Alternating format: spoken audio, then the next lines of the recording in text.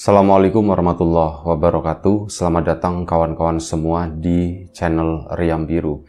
Terima kasih banyak untuk kawan-kawan yang sudah berkenan hadir di channel ini. Dan pada episode kali ini ada satu cerita datang dari Mas Agung di Pacitan, Jawa Timur. Mas Agung menceritakan tentang satu kejadian di akhir tahun 90-an, sekitar tahun 97 waktu itu, di mana Mas Agung sendiri masih kelas 5 SD. Dia ingat banget, belum lama dia itu sunat gitu ya. Sunat itu di kelas 4 SD. Nah, ini kejadian itu sekitar 1 tahun kemudian setelah Mas Agung sunatan itu. Dan hal ini juga bertepatan dengan satu momen yang ditunggu-tunggu juga. Karena kakaknya Mas Agung, bukan kakak langsung ya, jadi ada kakaknya lagi perempuan, namanya Mbak Nia, itu mau menikah. Kurang lebih sekitar ya sebulan lagi lah mau menikah. Tapi ada sesuatu yang terjadi di situ. Sebulan sebelum menikah, ya awal-awalnya Mbak Nia itu seorang gadis, seorang perempuan yang hidup itu ya sehat-sehat aja gitu ya. Bangun pagi, tidur pun tidak terlalu malam, nggak pernah atau jarang keluar rumah, termasuk anak rumahan semacam itu. Dan pada suatu hari itu Mbak Nia pun juga lebih tepatnya itu kayak dikenalin sama salah satu tetangganya dengan tetangganya juga. Karena Mbak Nia memang mainnya itu nggak jauh, ya cuman tahu-tahu doang, tapi namanya ngobrol atau apa itu jarang. Orangnya pendiam si Mbak Nia itu. Nah, ini dikenalin sama seseorang namanya Mas Hamzah. Ini akhirnya mereka tuh saling suka gitu ya. Dan ya singkat cerita, Mas Hamzah pun melamar dan melanjutkan ke jenjang selanjutnya sampai akhirnya mereka itu mau menikah. Dan hari haknya itu kurang lebih sekitar 1 bulan itu tadi. Nah, kurang dari 1 bulan itu terjadi sesuatu sama Mbak Nia. Awalnya Mbak Nia itu bukan sering, tapi Mas Agung itu pernah dicurhatin gitu ya. Dicurhatin ya sama anak kecil, tapi ngomongnya kayak sambil lalu begitu aja. Mbak itu kok rambutnya gatel banget ya, Gung ya, kata si Mbak Nianya. Gak keramasan kali Mbak, ngomong begitu sih Mas Agungnya gitu. Atau ada kutunya kali Mbak, enak aja, kurang ajar, kata si Mbak Nia. Enggak lah, Mbak itu rajin keramas, ini rambut juga dirawat. Rambutnya Mbak Nia itu panjang, sepunggung segitu. Rambutnya itu lumayan cukup lurus banget kayak sancai gitu, enggak. Tapi termasuk yang lurus lah kayak itu.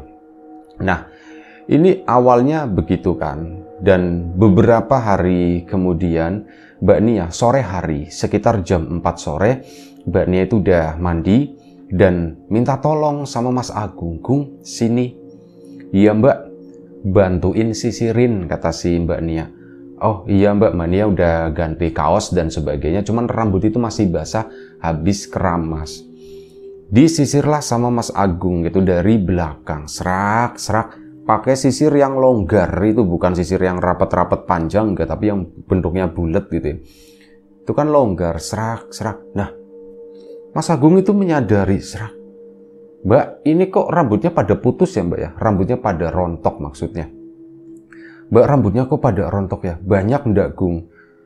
Banyak Mbak, kata si Mas Agungnya begitu. Nah, Mbak Nia itu nengok, sini. Jangan bilang sama bapak sama ibu dulu ya, kata si Mbak Nia. Oh, emang kenapa Mbak? Ya wis pokoknya jangan ngomong apapun masalah ini. Iya Mbak, tapi rambutnya ini Mbak, banyak ini Mbak gitu.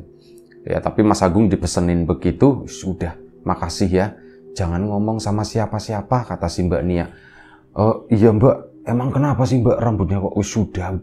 Mbak juga nggak tahu, katanya begitu. Mbak nggak tahu, ini nanti lagi coba tak obatin, kata si Mbak Nia. Oh gitu Mbak, ya wis. Mas Agung pun diem aja. Nah, pada suatu hari, siang hari, sepulang sekolah, Mas Agung itu diminta lagi sama Mbak Nia. Gung, sini.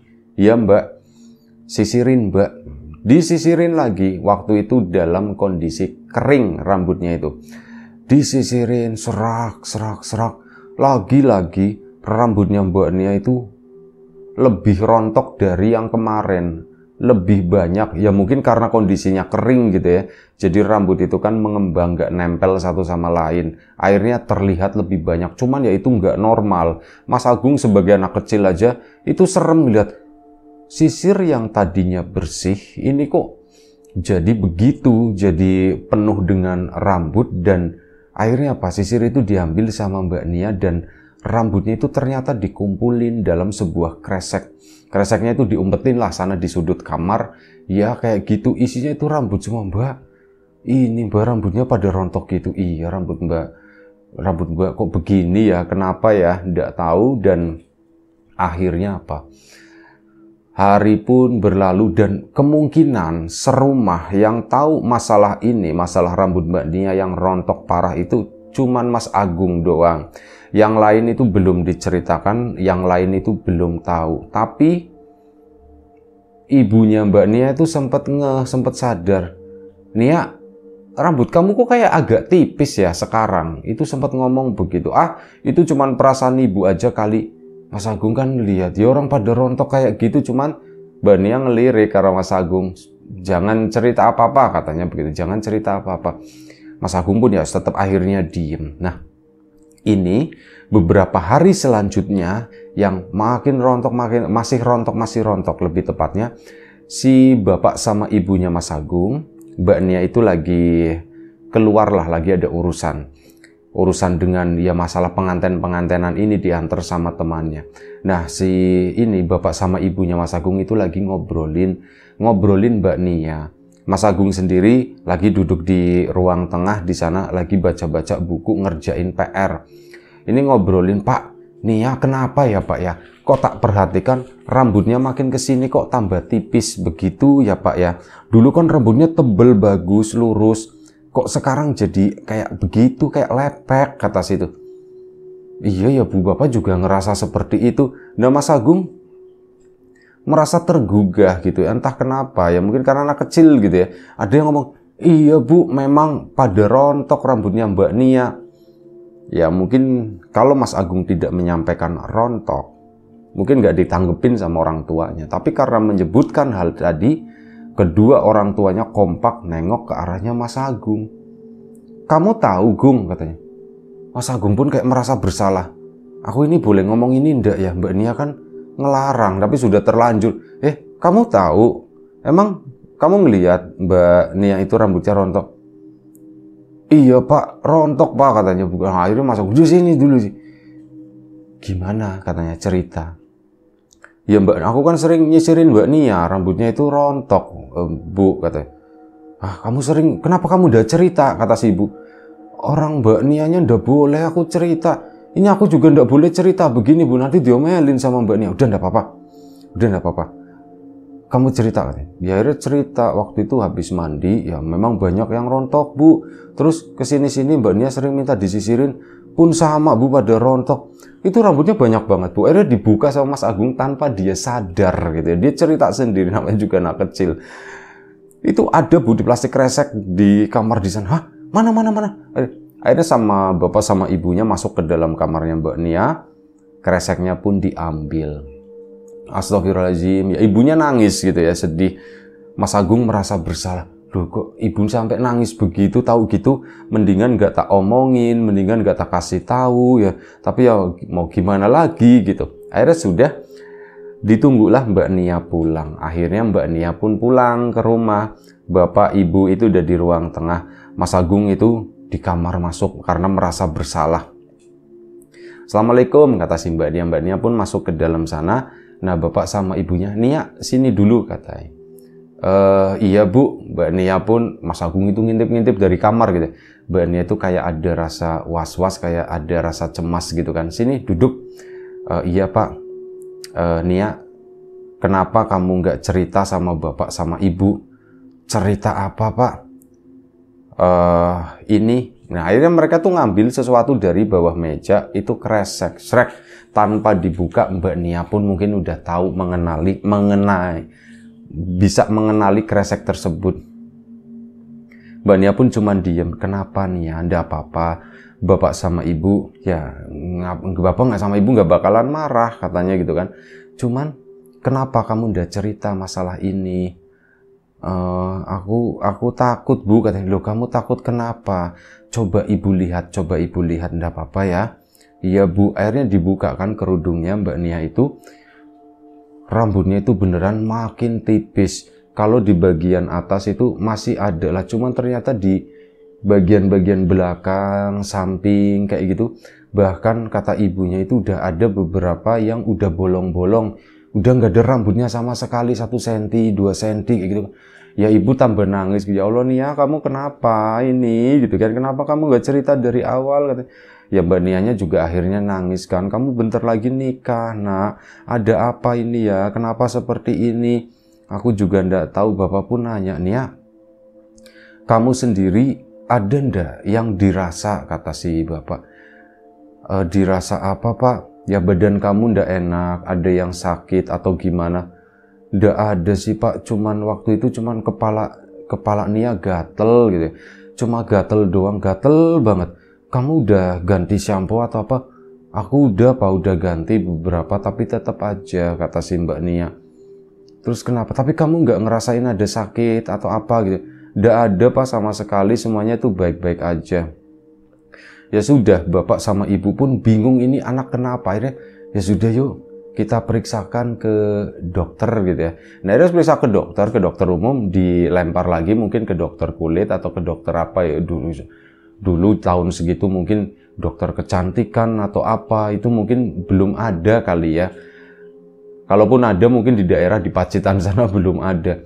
Nah akhirnya ke dokter kulit dan yang lain-lain itu dikasih ada ya obat lah intinya. Diobatin itu mending, kata Mbak Nia, udah nggak gatel, cuman rontoknya itu nggak ketolongan, terus-terusan rontok ya. Akhirnya bapak sama ibu sedih setiap hari ya.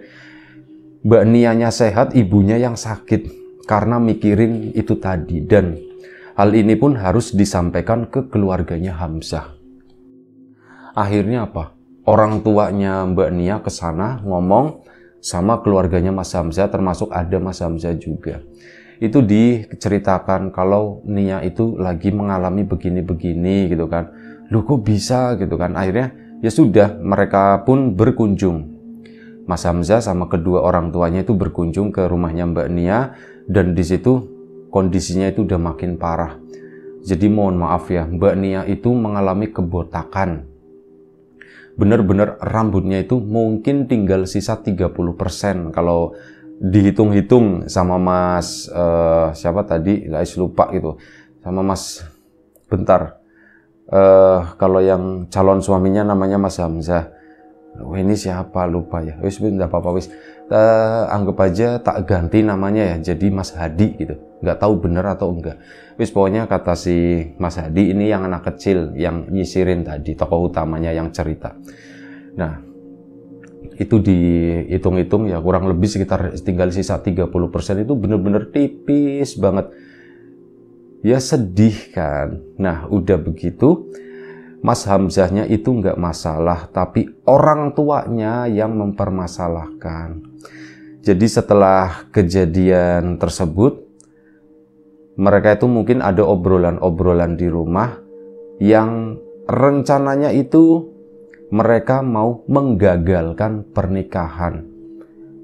Hamzah, kamu jangan nikah sama Nia, soalnya begini-begini, takutnya dia itu penyakitan, takutnya dia itu sakit atau gimana, nanti kamu yang repot ke depannya. Itu prinsip orang tuanya si Mas Hamzah.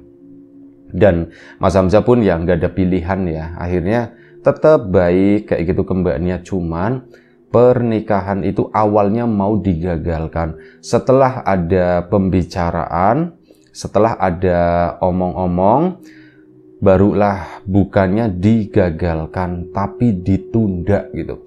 Ditunda perjanjiannya ya kurang lebih sekitar 1 tahun. Ya itu kan jadi omongan warga juga, tapi warga pun sudah mengerti masalahnya. Oh, Nianya itu sakit, yang sebenarnya secara badan itu sehat, cuman itu tadi mengalami kebotakan dan benar-benar rambutnya itu habis. Di waktu itu ya, rambut itu udah nggak ada sama sekali, rambut itu udah mengkilap. Ya, mungkin karena depresi atau apa, Mbak Nia itu mengalami yaitu sikapnya mulai berubah, dia itu mulai diam diri, mengurung diri, tidak berani keluar rumah dan sebagainya, dan tentunya pasti tertekan ya. Dan saat tertekan itu Mbak Nia mulai bersikap aneh. Jadi mohon maaf, udah kayak semacam mengalami gangguan kejiwaan. Ketawa-ketawa sendiri, marah-marah sendiri di dalam kamar. Yang ada keluarganya Mas Agung ya tadi ya, Mas Agung Hadi namanya. Nah, ini si Mas Agung itu keluarganya yang tadinya bahagia, tiba-tiba ada kejadian seperti itu. Semuanya pun jadi murung, jadi sedih. Nah, ini si Mas Agung pada suatu hari Mbak Nia mengalami seperti itu, udah jadi omongan-omongan warga kayak gitulah. Sekitar 1 bulan setelah Mbak Nia begitu, dan ini pihak Mas Hamzah itu udah positif lah, udah ini si Nia udah gila gitu kan. Jadi udah nggak usah diterusin hubungan ini. Itu udah dibubarin akhirnya. Yang tadinya ditunda setahun jadi beneran dibubarin. Nah, pada suatu malam Mas Agung hampir setiap hari itu sebenarnya ya mendengar Mbak Nia itu malam-malam itu suka ngomong sendiri. Kalau pagi, siang itu diem di kamar. Giliran malam, Mbak Nia itu bersuara. Mas Agung pernah suatu malam itu memberanikan diri karena sedih, karena kasihan. Suaranya jelas banget. Mbak Nia itu kayak marah-marah, tapi bukan marah-marah yang weh gitu, enggak. Tapi marah-marah saking sakitnya gitu ya. Ngomongnya pun jadi tertahan. Plus ada nangis-nangisnya. Itu benar-benar menyayat hatinya Mas Agung. Akhirnya apa? Mas Agung pun mendekat ke sana, mendekat ke kamarnya Mbak Nia. Dibukalah kamar tersebut, kamarnya Mbak Nia, jegrek gitu. Begitu dibuka, kaget Mas Agung. Soalnya apa? Ada seorang perempuan lagi duduk di atas kasur di sana, membelakangi pintu, ngadepnya ke arah tembok. Ini kan kasurnya kasur dulu ya, masih ada kelambunya begitu kan. Itu siapa? Kan Mbak Nia botak, maksudnya Mbak Nia itu udah nggak ada rambutnya. Kok itu rambutnya panjang lagi kayak rambutnya Mbak Nia? Mas Agung pun masuk ke dalam kamar terus manggil, Mbak Nia. Itu nengok ke belakang, Mbak Nia itu senyum, dan itu mukanya memang Mbak Nia. Mbak, rambutnya udah panjang Mbak, kata si Mas Agung. Begitu senyum, terus tiba-tiba senyumnya hilang, kayak melotot ke arahnya Mas Agung. Rambutnya itu berdiri, gitu kayak jibrak di dalam itu, di atas ranjang tersebut. Ya Mas Agung ketakutan, lari manggil bapak sama ibunya. Bapak sama ibunya pun bangun. Pak, Mbak Nia rambutnya panjang lagi, Pak. Mbak Nia rambutnya panjang lagi. Kamu kenapa? Pak, aku lihat tadi Mbak Nia rambutnya panjang lagi. Cuman rambutnya itu berdiri, Pak. Rambutnya berdiri. Apa yang dilihat oleh Mas Agung disampaikan ke bapaknya mentah-mentah.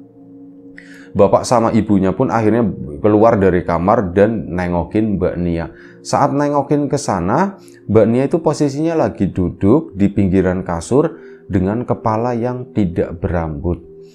Hanya diam duduk begini, matanya pun sembab gitu ya. Nia gitu kan. Iya Pak, kamu lagi ngapain? Ditanyakan sama bapak. Kok belum tidur? Aku udah tidur tadi Pak, cuman nggak tahu tiba-tiba aku kebangun, kata si Mbak Nia. Ditanyain malam itu, Mbak Nia itu normal. Biasanya kalau ditanya ini tuh cuman diem-diem aja. Ya mungkin ini kayak satu kesempatan lah. Mumpung ditanyain normal jawabannya, bapak sama ibu pun kesana ngajakin ngobrol. Nak, kamu yang sabar ya nak, ndak apa-apa gitu, kata si bapak. Udah kamu yang sabar aja. Iya Pak, iya Bu.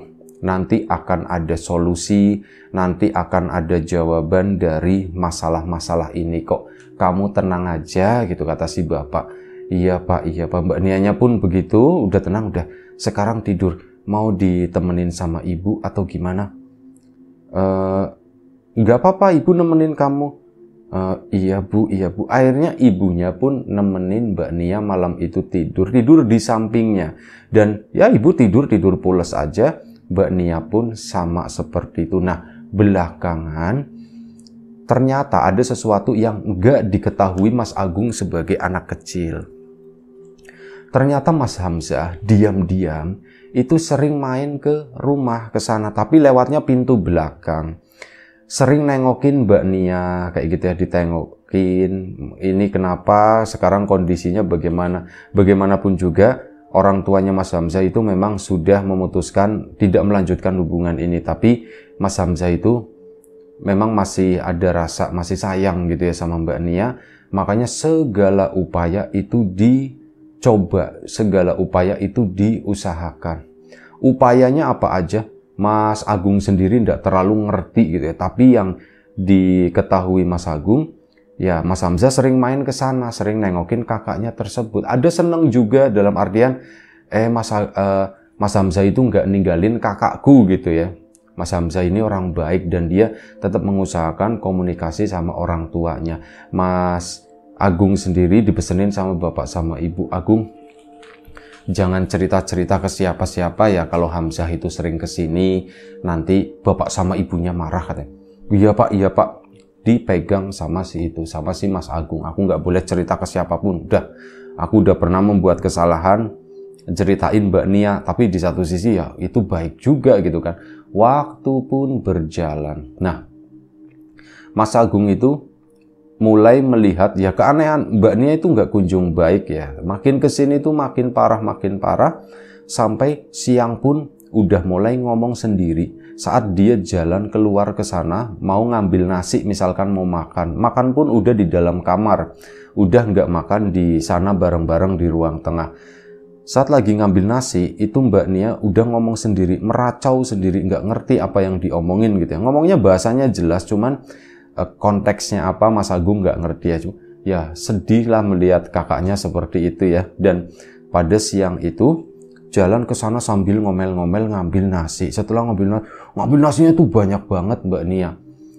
Ke situ masuk badannya kurus, cuman entah setelah sakit makannya itu banyak. Masuk ke dalam kamar lagi. Mas Agung penasaran.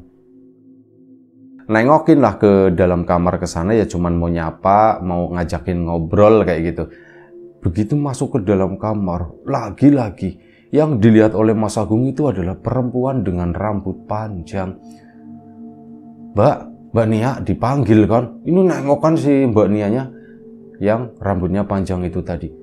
Mbak, rambutnya udah tumbuh Mbak gitu. Dengan polosnya Mas Agung ngomong seperti, Mbak rambutnya udah tumbuh Mbak. Itu seketika si perempuan tadi, ini kan lagi makan ya. Ini langsung kayak teriak gitu. Pakai suara lengkingan tinggi banget, buka mulutnya begini. Nasi itu sampai prol keluar, tapi nggak sampai ke arahnya Mas Agung, ada sedikit gitu doang. Itu sambil mekik gitu ya, suaranya itu memekik. Ya Mas Agung ketakutan lagi. Lari ke sana ngomong ke bapak sama ibunya, Pak, kamu kenapa? Kamu makannya udah habis. Pak, Mbak Nia jadi setan, Pak. Mbak Nia jadi... Kamu ngomong yang bener. Pak, sumpah aku lihat Pak Mbak Nia jadi setan. Tadi serem banget Pak, mukanya jadi seperti itu. Rambutnya tumbuh lagi Pak. Ya, diceritakan sama Mas Agung dengan kacaunya waktu itu. Cuman bapak sama ibu sepertinya udah menangkap hal tersebut. Dan hal itu nggak diceritakan ke Mas Agung. Ya Mas Agung cuman ya udah sini tenang aja. Iya Pak, cuman kasihan Mbak Nia jadi setan, bilangnya gitu kan. Ya udah enggak apa-apa. Nah, di hari-hari selanjutnya si Mas Hamzah itu membawa beberapa orang.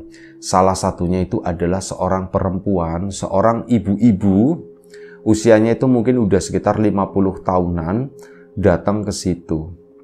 Ada 2 asistennya atau apa gitu, anak-anak muda 2 orang itu datang ke rumahnya Mbak Nia ke sana. Dan Mas Agung itu kan cuma bisa memantau, dia nggak bisa ikut campur dan sebagainya. Ditengoklah si Mbak Nia tersebut. Mas Agung ngintip-ngintip di situ dan Mbak Nia itu cuma diem aja duduk di pinggiran kasur di sana. Si ibu itu megang pakai jari telunjuknya di kening, tuk gitu ya. Seingatnya Mas Agung, terus agak ke belakang diubun-ubun, ke tengah sampai ke bagian belakang sini. Itu dituk, tuk gitu 4 kali kalau tidak salah. Setelah itu udah perempuan itu, si ibu-ibu tadi ngangkat dagunya Mbak Nia suruh ngelihat. Kamu sembuh ya nak? Dibilangin cuman begitu. Ini versinya Mas Agung yang ngelihat ya. Si Mbak Nianya pun, "Nggih Bu, cuman jawab begitu ya. Dan akhirnya si ibu tadi keluar dan nggak tahu obrolan-obrolan apa. Ibu tadi pun pulang.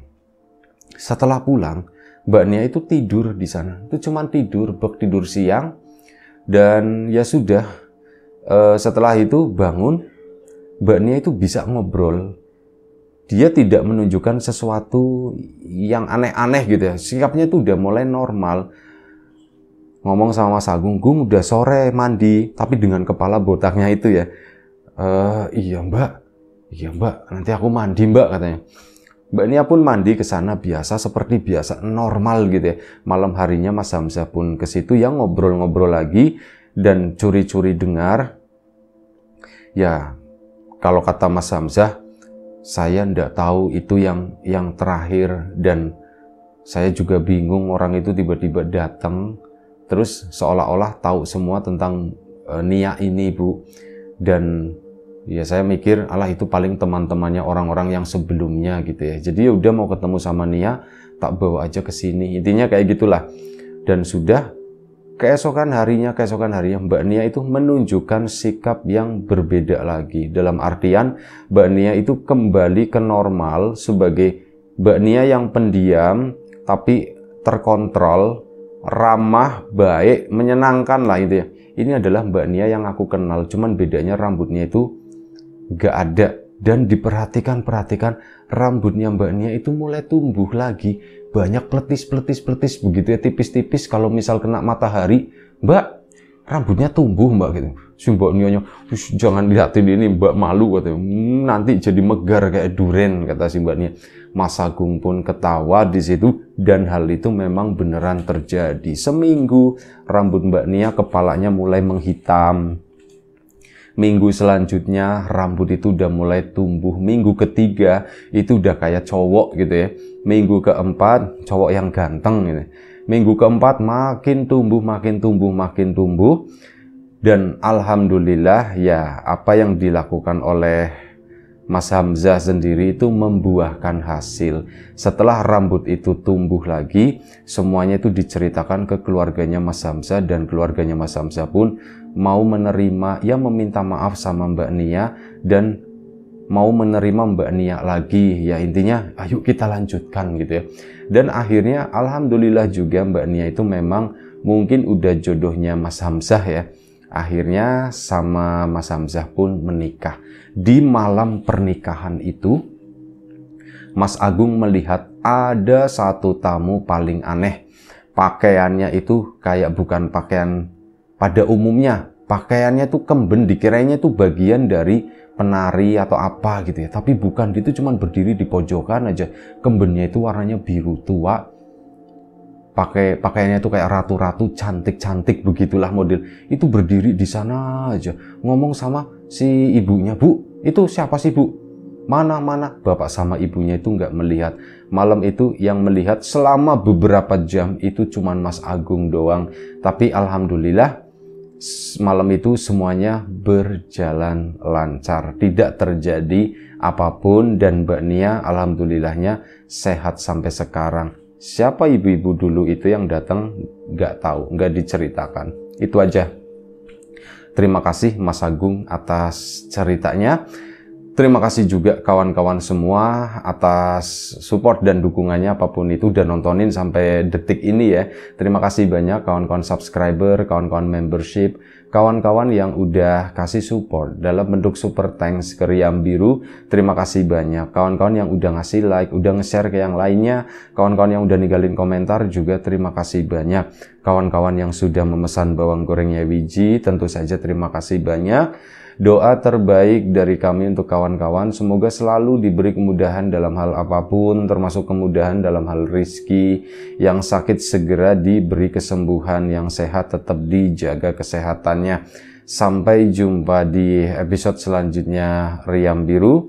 Jaga kesehatan kawan-kawan tentunya. Sekali lagi terima kasih banyak. Assalamualaikum warahmatullahi wabarakatuh.